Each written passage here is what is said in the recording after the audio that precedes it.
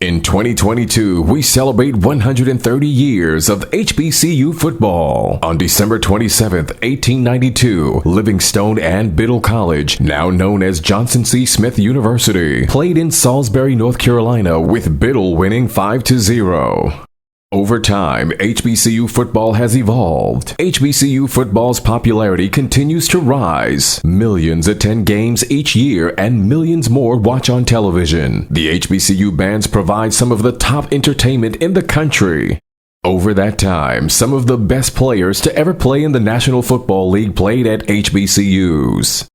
Every Monday through Friday on the HBCU Football Daily Podcast, national radio and television host Donal Ware takes a look at what's happening in HBCU football and talks with coaches, players, administrators, and media about the 2022 season. Make sure you join the conversation on social media by using the hashtag HBCU130. Now, here's your host, Donal Ware. You've got it locked to the HBCU Football Daily Podcast for today, Wednesday, August the 10th. I'm Donal Ware. We're rocking and rolling with this podcast. It's week 3. As a matter of fact, hope on Monday you enjoyed the conversation with Florida A&M head football coach Willie Simmons, and on yesterday had a chance to catch up with Fayetteville State head football coach Richard Hayes. Right now, you can see him if you're watching. Of course, online, we're joined by Delaware State head football coach Rod Milstead in his 5th season. He is an alum of Delaware State, as a matter of fact. And the Hornets were 5-6, took a step forward. As a matter of fact, taking steps forward every year, but took I think a big step forward in 2021, finishing 5-6 as Coach Milstead joins us here on the HBCU Football Daily Podcast. How are you, Coach Milstead? Donal, I'm fantastic. Thanks for having me on your podcast. Absolutely. It's great to have you. I got to start here. I think that, and I get it. I mean, I'm of the opinion that I think all of the teams will be improved in the MEAC this year. But I think teams are sleeping on you. They've got you picked to finish 4th with everything you've got coming back. If you look at what you did, especially in the second half of the season, I think it was absolutely tremendous. Big win over Norfolk State. Your thoughts, and maybe not so much yours, you're an old school kind of coach, but maybe does your team feel some kind of disrespect in a way for only being picked to finish 4th with all you have coming back this year?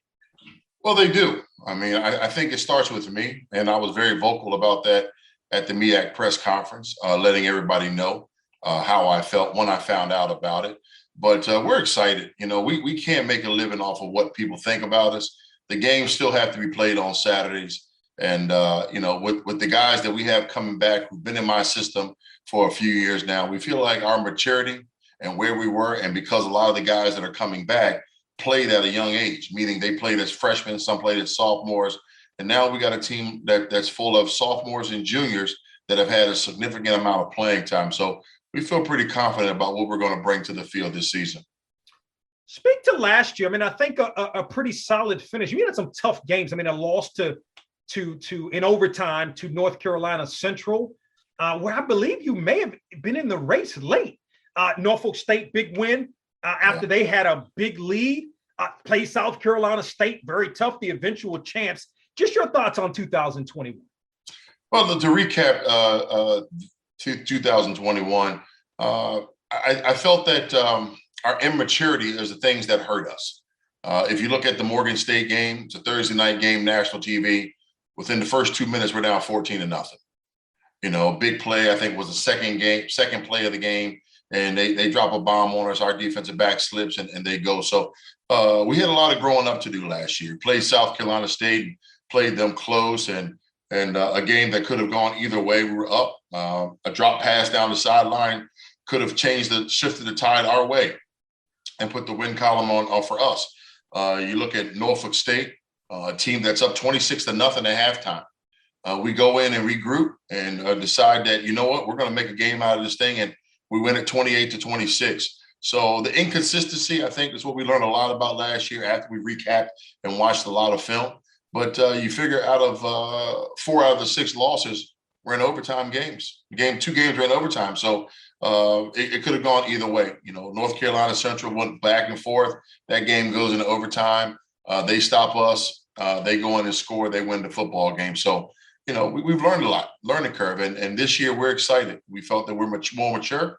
And, we got a quarterback that's coming back. First time since I've been here. We've had different quarterbacks every year.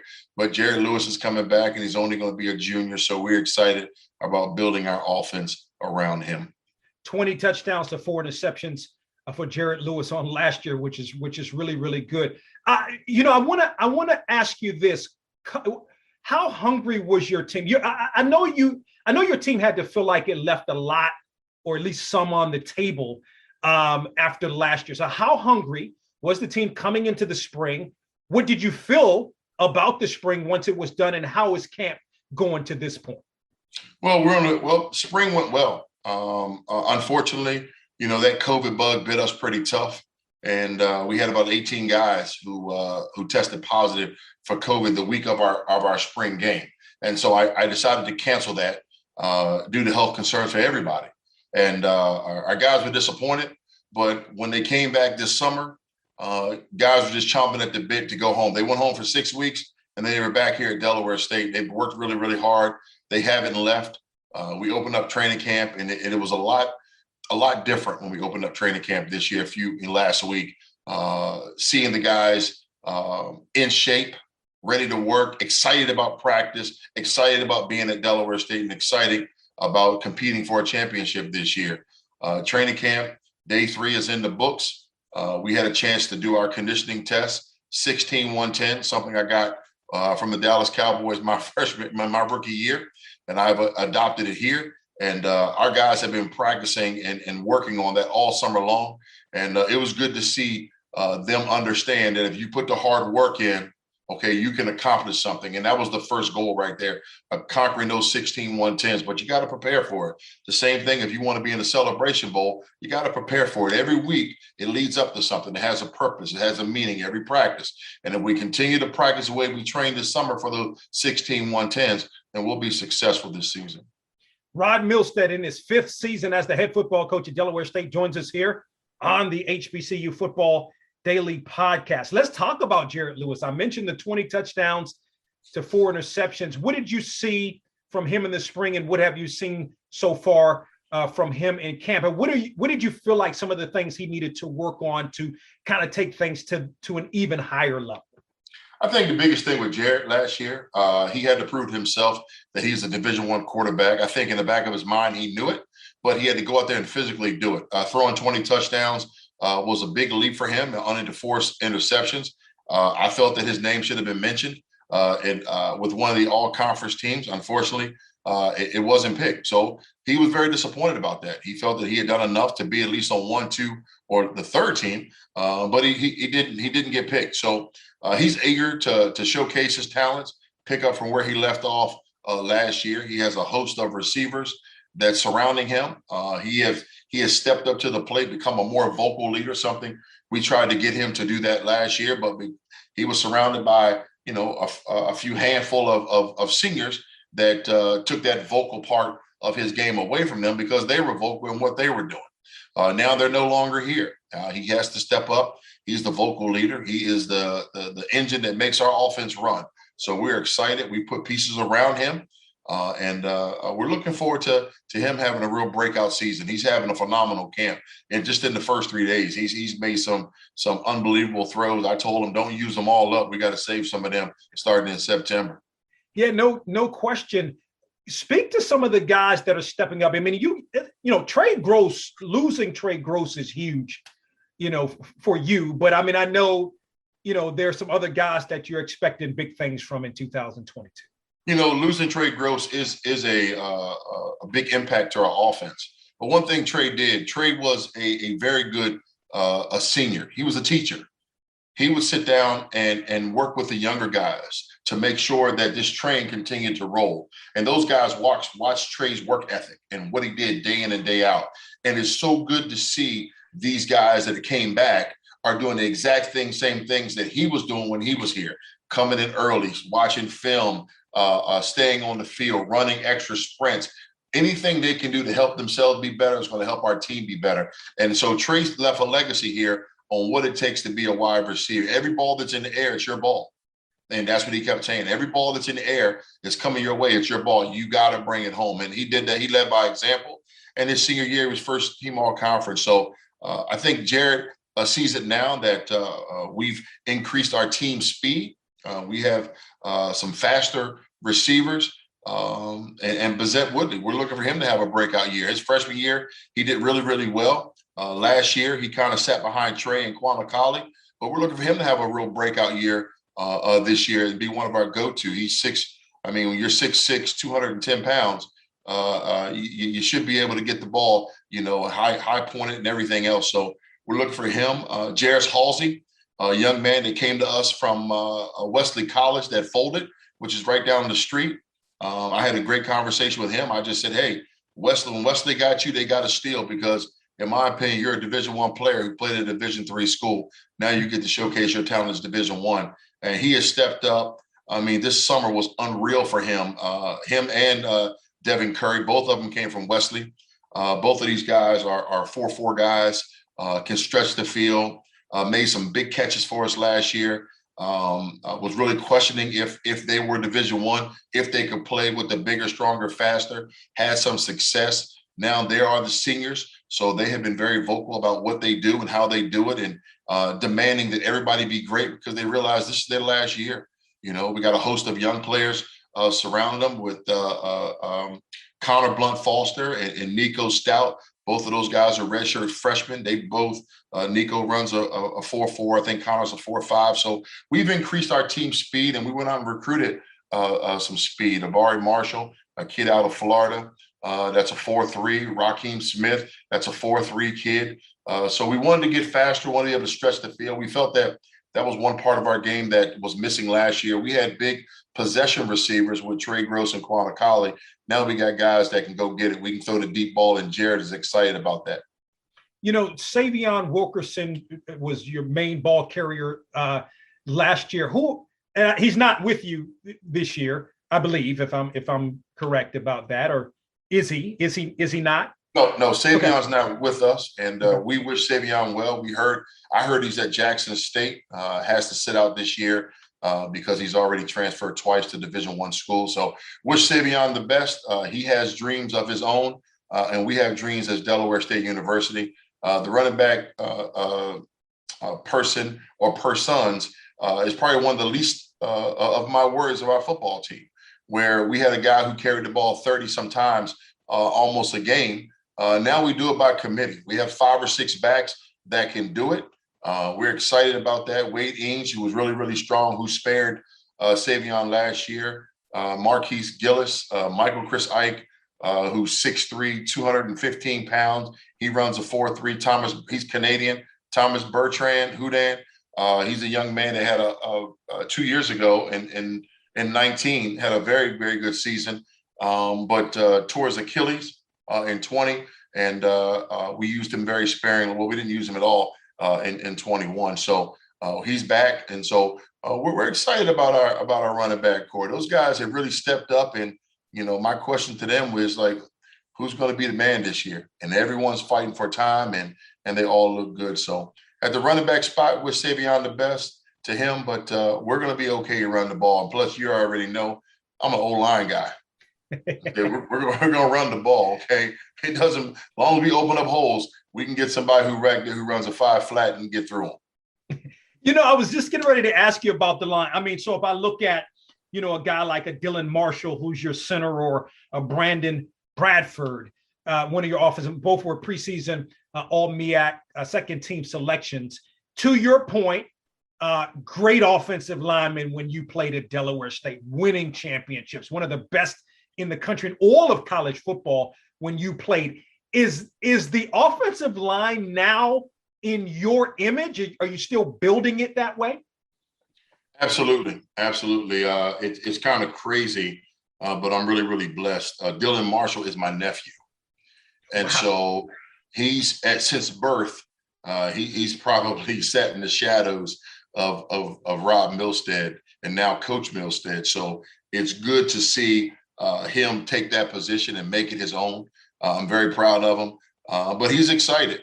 This is an opportunity for him to put his name on the all-conference board that we have here at Delaware State next to his uncles, and I will be honored to place his name up there. But it starts with him. It starts with our center being an extension of the quarterback, which is the extension of the offensive coordinator. So he's done a very good job of coordinate the offensive line. Sam Pearson is coming back. He got hurt last year. He's back with us.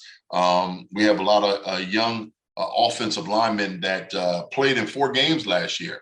Isaiah Cook was a young man that started against Central last year, got a taste of it, came back thirsty this offseason.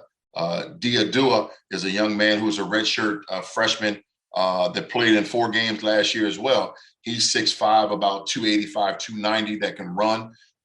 Just doing some things that I'm watching on film the last couple of days that reminds me of the old Rod Milstead, making a block, ball is thrown, they're running downfield trying to get a second, third block, trying to spring somebody for a touchdown. So they're really carrying the mentality of what it takes to be a Delaware State offensive lineman. Gritty, nasty, may not be very big, but quick, strong, and with a lot of grit. So I'm excited to watching those guys' progression. And then we brought in some transfers as well. Tavion Hobson came in, and he's doing a phenomenal job the first 3 days.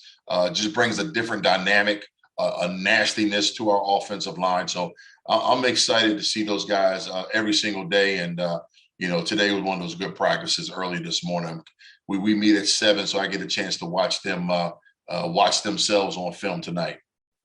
Rod Milstead is the head football coach at Delaware State. He joins us here on the program. This defense is going to be really, really good. I mean, Isaiah Williams is one of the best plays defensive line for you. Mr. Guthrie in the secondary, first team all conference guy, and Williams as well. Talk about that defense and those 2 guys in particular.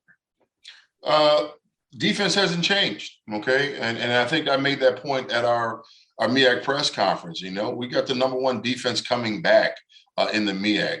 Those guys are just unbelievable. You're talking about the leadership. The team leaders for our football program are on defense. Just their camaraderie, the way they practice, the way they run to the ball. Everybody wants to be the guy who makes the play. Was watching the other day, and Kamari Jackson saw the quarterback pull the ball. He breaks on it, but then Ronald Holmes sees the same thing, and he attacks the quarterback and tags off for probably about a second before Kamari gets there. And they almost argue because Kamari wanted to get there first. And when you see that type of competitive spirit about guys fighting to make the tackle, fighting to make the play, and it's not just them. You got secondary with the Sayers Guthrie. Who can write a better story? A freshman who starts for you, gets a host of interceptions and becomes first team all conference, first team freshman All-American. I tease them all the time. I said, listen, the only way you can be better than your head coach, you got to get 4 times first team all conference. Okay. You got freshman All-American. You got to make the All-American, real All-American, Walter Camp, FCS All-American team. And then you can have that set. He said, Coach, you talked about that during my recruiting trip, and that's what he's shooting for. So I'm excited for him, just trying to get him to understand that when you get these accolades and you get these awards, you got to live up to them every year. So you got to take your game to the next level, and he's working really, really hard. He's got a coach's mentality. His mindset is something that I haven't seen in a long time from a young man. His mindset, he can see things before they happen. He predicts, he watches film. He's a student of the game. Reminds me a lot of what Deion Sanders did when I was with the 49ers, walked around with this portable DVD disc man, and Deion would watch the opponent before games, always carrying around watching opponents. And Asayas reminds me a lot of his approach to the football game. Now, he doesn't have Deion Sanders' talent, not yet. Okay, but his approach to the football game, being a student of the game, reminds me a lot of what Deion did when I was with the 49ers. Isaiah Williams, I can't say enough about him. His brother plays for the Colts. That's been his biggest motivation. His summers, he decides to go out to Indianapolis and work out with his brother. And, of course, his brother has a lot of teammates there. And Isaiah got a chance to showcase his talent against professional athletes and hold his own.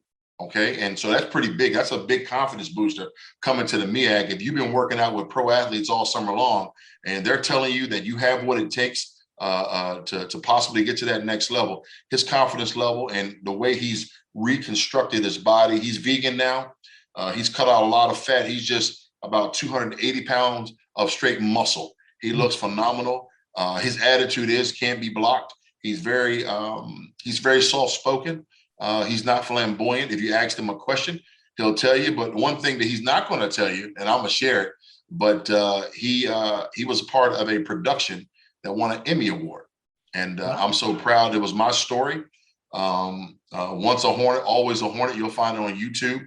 But we won the first HBCU Sports Emmy. It was a grant for $40,000. And when they asked me to be a part of the production, I told them, hey, I'd love to. So my part was real small.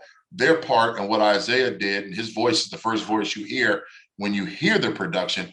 But he has a future off the field in mass comm. But I got a feeling he's probably going to be playing a lot of football in the next couple of years after this. To me, he's one of the best, if not the best, D tackle or DN, however you want to label him, in FCS. He's pretty darn special. Yeah. No, congratulations. That is absolutely awesome. It's interesting you mentioned once a Hornet, always a Hornet. So I want to get what are your fondest memories of your playing days or your days at Delaware State, and what does it mean to be the head coach at your alma mater, where the program was down. It was down for quite some time, and you're coming in and turning things around. Well, Donald, the biggest thing is that I asked that the university buy into what I was selling. Okay, it wasn't going to happen overnight. It was going to take some time. And all I asked them was to give me some time to turn this thing around. First of all, we had to recruit Hornets, okay, the type of guys that fit the mold of what it takes to be a Delaware State University football player. That means you got to be a good citizen first, a good student, and then the third part, you got to be a good football player. Okay, when you get those three dynamics together, you got something special. And it took us a while to kind of change that around because there were so many younger guys that were here left from the last administration. And I understand, I played this game long enough and been around this game long enough. When a coach and a coaching staff recruits you, your loyalty is to that coach and coaching staff because they saw something in you. They gave you an opportunity to be at the location you're at right now. And then here comes a new guy, okay, who has credentials like Rod Milstead, okay, but Rod Milstead doesn't know me. Is he going to bring his own people in? Is he going to get rid of me? There's so many questions. And then the transfer portal opens up, okay, which gives guys an opportunity to take off who didn't want to be here. We have about 4 guys left from Coach Carter's administration, okay? And if you look at the mathematics, all 4 guys bought into what Rod Milstead was selling. All 4 of those guys are starters. That's Kamari Jackson, Jawan Granger, Isaiah Williams, and Dylan Marshall. Okay, so those guys have bought into what I was selling. They realized that the philosophy that I preach every single day, okay, with hard work, dedication, commitment, okay, that you too can be an all-conference performer. You too can take your game to another level. And third, you can take your team and help them win a championship. And I really believe that we have the firepower this year to win this MEAC championship. Your thoughts on the schedule? Is it 3 of your first 4 of your first 5 are at home, and it seems to set up nicely to begin MEAC play. Well, Don, we're excited about that. When I do the scheduling, and I've set it up to where the school has believed in me to allow me to be creative in how we set our schedule. I want the first game to be a game where everyone can play. And hopefully, I'm not taking anything away from Lincoln University, but it's a game that we feel pretty confident about. And we feel that it's at home. Our second game is up the street against the University of Delaware, which is in Delaware, of course. Okay. And then we come back home with Virginia Lynchburg. It'll be our third game. And then I believe the 4th game is Merrimack. And then the 5th one is Robert Morris. But we never leave the state the first 5 weeks. We're here in Delaware, and then that 6th week is a bye week, and then we start MEAC play from that point on. Okay, we go to Howard we go to Norfolk, and we go to South Carolina State. Everybody else comes to us. And then our last game is Campbell at home. So, 8 games in the state of Delaware, that's not bad on 11-game schedule. Okay, so I'm extremely excited. I don't think there's any other team probably in the country or any other team in FCS that has 8 games in their state. And we're very, very blessed to have that. So it's a schedule that's very competitive, but it also gives us a great opportunity to be successful.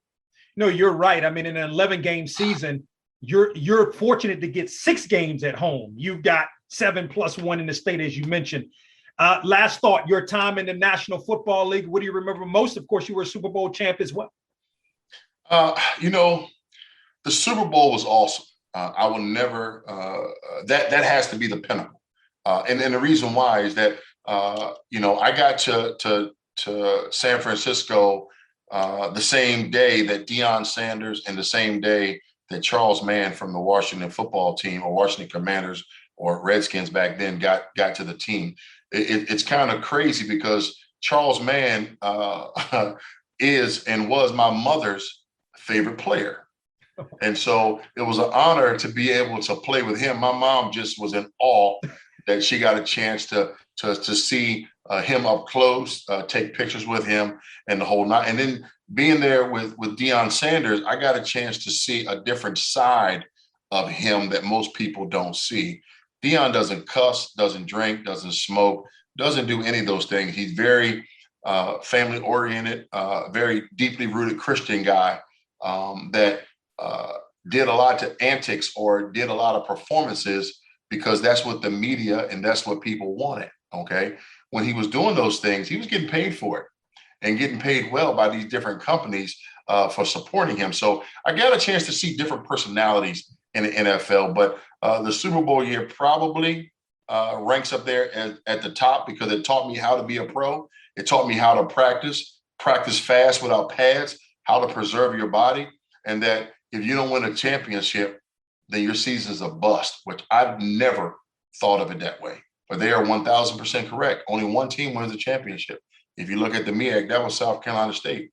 Everybody else, season was a bust. I know people don't want to talk about it, but if you came in second, then you're just the first loser. You came in third like we did, we're the second loser. Okay, so that's just reality of it. It's only going to win one champion. And that's the special part, being that champion, winning that ring for 365 days. You're the guy. No one else is better than you, either in your conference or from that part, in the world, when I won a Super Bowl. But I would say the next best thing was being able to come back home and play for my hometown Washington Redskins at that time. Now they're the Commanders. That was pretty special because that's when all my family and friends and my parents were able to watch me play as a pro, not just one game, but every game that we played at home. My parents were there, and it felt great seeing that. They were there in college. My mom was there in high school. And so it was a pretty darn special being able to come back home, live in the house that I bought, okay, not just for 6 months, but for an entire year, and be able to do the job that I love to do. So that was a pretty special time in my life as well. Rod Milstead, 5 seasons as the head football coach up in Dover at Delaware State. The Hornets going to open the season on Saturday, September 3rd at home against Lincoln of Pennsylvania. Coach Milstead, this has been great, man. Appreciate the time. Good luck to you and the Hornets this season. All right. We'll see. It starts with a quarterback, and I'm concerned at that position. Really? Okay. I really am. Okay. He's either hot or he's cold.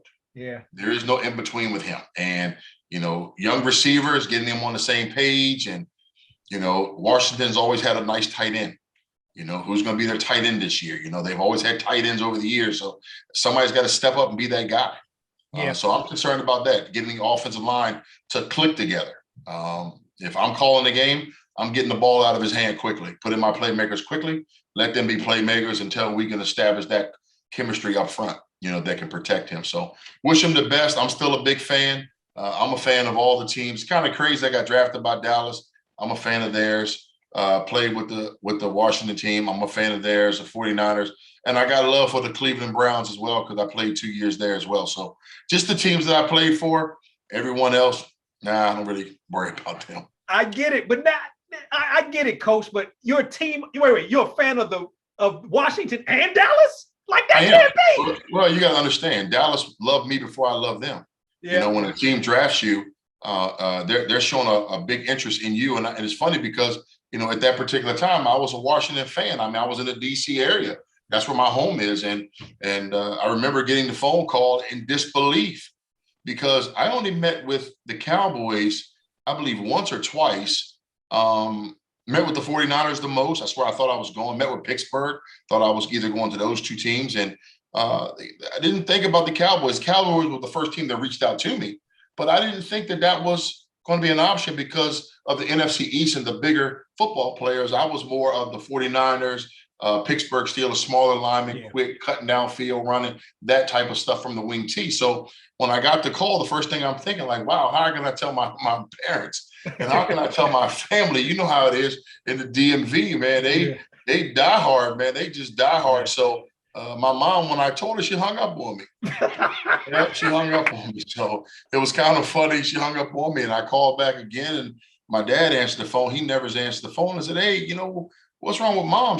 The phone go dead? She said, no. I said, well, let me talk to her. I said, Mom, what happened? She said, Rod, I'm concerned. I said, why? How am I going to tell the family that you're a Cowboy and we Redskin fans? So it runs deep. So when I got traded to Cleveland, she felt very, very, she felt much better because of it. And, that was when Belichick was kind of new at this. And so it was a little bit dysfunctional up there in Cleveland. And when I got to San Fran, I learned how to be a pro. And of course, Coach Belichick changed that thing around. And I mean, he's got a machine up there in New England right now. Yeah, he does. He does. All right. Well, no, you done forgot more football than I know. So but I've been reading about Wentz's inconsistency in the Washington Post and so forth. So, man, we'll see. Yeah. It's just one of those things. I'm a wait and see guy. I'm going to root for him, of course. But at the same time, I'm curious to see how he can take control of that team, especially that offense, get them all together, get them believing in him. And if he plays like he did his rookie year, it's going to be a phenomenal year. I think so. That's what I'm hoping for. Yeah, I'm praying that he still has that in the tank. Yeah, because the defense, I don't know, Coach. I don't know. I mean, maybe, secondary seems to be better. We'll see. I still think that D-line is one of the best in the country. I'm telling you, they are loaded. They have more first-rounders on that D-line than probably any other team. So I don't think you'll be able to run. Yeah. I think people are going to try to hit us over the top with the short mid-grade passes, but I still think that defense is going to be pretty darn special. Yeah. Okay. Hey, man, appreciate you. We'll be talking during the season. Hey, no problem. Take care. Thank you. All right. We hope you enjoyed this episode of the HBCU Football Daily Podcast. You can also listen to the podcast at BOXTOROW.com, iHeartMedia, or wherever you get your podcasts. Don't forget to get your HBCU football fix on Box to Row with Donal Ware each weekend on the radio station near you, and on SiriusXM on HBCU, Channel 142, and on ESPNU Radio on SiriusXM, Channel 84. Follow us on Twitter and Instagram at Box to Row for the latest in HBCU football, and don't forget to tell a friend.